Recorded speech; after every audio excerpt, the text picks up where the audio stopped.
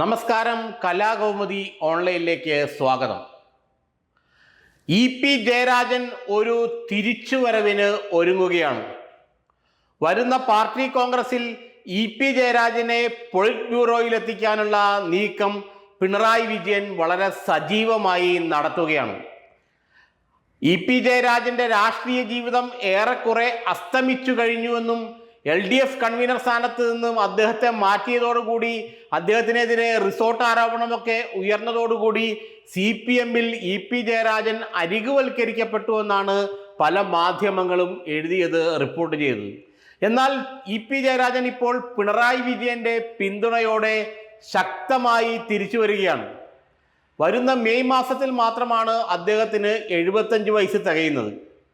2025 ജനുവരി 1 75 വയസ്സ് തികഞ്ഞവരെയാണ് ഇപ്പോൾ CPM-ന്റെ അധികാര സ്ഥാനങ്ങളിൽ നിന്ന് അല്ലെങ്കിൽ CPM-ന്റെ പാർട്ടി പദവികളിൽ നിന്ന് നീക്കം ചെയ്യുന്നത്.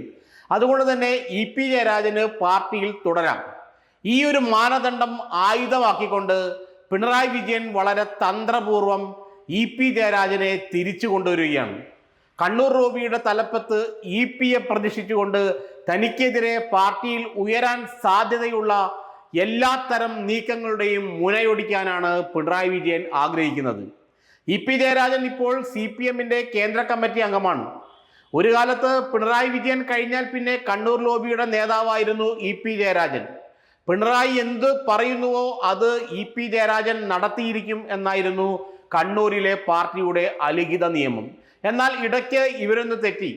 കാരണം പി ജയരാജൻ തൻ്റെ ഭാര്യ സഹോദരിയുടെ മകന് കിൻഫ്രയുടെ അല്ലെങ്കിൽ KICDCയുടെ MD ഒക്കെയായി നിയമനം നടത്തിയ സംഭവവുമായി ബന്ധപ്പെട്ട് അദ്ദേഹത്തിന് വ്യവസായ മന്ത്രിസ്ഥാനം രാജിവെക്കേണ്ടി വന്നു. അന്ന് പിണറായി വിജയൻ കൈവിട്ടത് കൊണ്ടാണ് തനിക്ക് വ്യവസായ മന്ത്രിസ്ഥാനം രാജിവെക്കേണ്ടി വന്നതെന്നും മാത്രമല്ല ഏതാണ്ട് 1.5 വർഷത്തോളം 2 വർഷത്തോളം പുറത്തു നിന്നതിന് ശേഷമാണ് വീണ്ടും അന്വേഷണമൊക്കെ കഴിഞ്ഞ് തന്നെ വ്യവസായ മന്ത്രി ആക്കിയതെന്നും അതുകൊണ്ട് പിണറായി വിജയനോട് ഇനി ഒത്തുപോകാൻ കഴിയില്ലെന്നും അദ്ദേഹം എന്നെ ചതിച്ചു എന്നൊക്കെയാണ് അദ്ദേഹം പല പാർട്ടി നേതാക്കളോടും പറഞ്ഞത്. മാത്രമല്ല വൈദേഹം റിസോർട്ടുമായിട്ട് ബന്ധപ്പെട്ട കാര്യങ്ങൾ പി ജയരാജൻ CPM സംസ്ഥാന കമ്മിറ്റിയിൽ ഉന്നയിച്ചതും പിണറായി വിജയന്റെ അനുഗ്രഹാശിസ്സോടുകളാണെന്നും തന്നേക്കാൾ ജൂനിയറായ MV ഗോവിന്ദനെ സംസ്ഥാന സെക്രട്ടറി ആക്കിയത് തന്നെ പാർട്ടിയിൽ ഒതുക്കാൻ പിണറായി കണ്ടെത്തിയ വഴിയായിരുന്നുമൊക്കെയാണ് പി ജയരാജൻ തൻ്റെ അടുത്ത ആളോട് മനസ്സ് തുറന്നത്. അതുകൊണ്ട് തന്നെ പിണറായി വിജയനെതിരെ താൻ ശക്തമായി നിലകൊള്ളും പാർട്ടിയിൽ എന്നൊക്കെയാണ് അദ്ദേഹം പലരോടും പറഞ്ഞിട്ടുള്ളത്.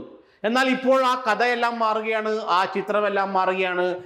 പി ജയരാജനെ പൊളിറ്റ് ബ്യൂറോയിലെത്തിക്കാൻ പിണറായി വിജയൻ തന്നെ കരുക്കൾ നീക്കുന്നു എന്ന വാർത്തയാണ് ഇപ്പോൾ പുറത്തു വരുന്നത്. പി അങ്ങനെയൊന്ന് കൈവിടാൻ പിണറായി ഒരുക്കമല്ല. കാരണം പിയെ പോലൊരു നേതാവ് ഉണ്ടെങ്കിൽ മാത്രമേ CPM-ന്റെ സംഘടനാ സംവിധാനത്തെ ചലിപ്പിക്കാൻ കഴിയൂ. MV ഗോവിന്ദനൊന്നും അല്ലെങ്കിൽ ഇപ്പോഴത്തെ LDF കൺവീനർ രാമകൃഷ്ണൻ ഇവർക്കൊന്നും അങ്ങനെ ഒരു സംഘടനാ സംവിധാനത്തെ ചലിപ്പിക്കാനുള്ള കരിസ്മയില്ല. പിണറായിക്ക് ശേഷം കരിസ്മയുള്ള നേതാക്കൾ CPM-ൽ അന്യം നിൽക്കുകയാണ്. അപ്പോഴാണ് പി ജയരാജനെ പോലെയുള്ള ഘടാഘടിയൻ നേതാവിൻ്റെ ഒരു മുന്നോട്ട് വരവ് CPM-ന് ഗുണകരമാകുന്നത്.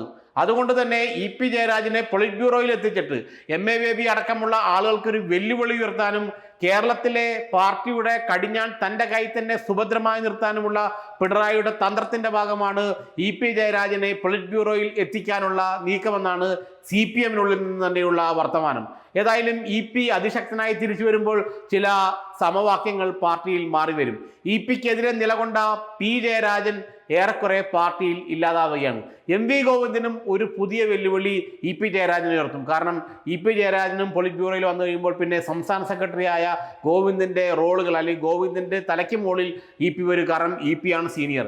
അപ്പോൾ പി ജയരാജനെയും ഒതുക്കി MV ഗോവിന്ദനെയും ഒന്ന് നിയന്ത്രിച്ച് മൂലക്കിരുത്തി പിണറായി വിജയൻ കൃത്യമായിട്ട് പാർട്ടിയെ തൻ്റെ കൈക്കുള്ളിൽ അമർത്തി കൊണ്ടുപോവുകയാണ്. അതിനുവേണ്ടി തന്നെയാണ് പി ജയരാജനെ തിരിച്ചു വിളിച്ച് പാർട്ടിയിൽ ഉയർന്ന സ്ഥാനം നൽകുന്നത്.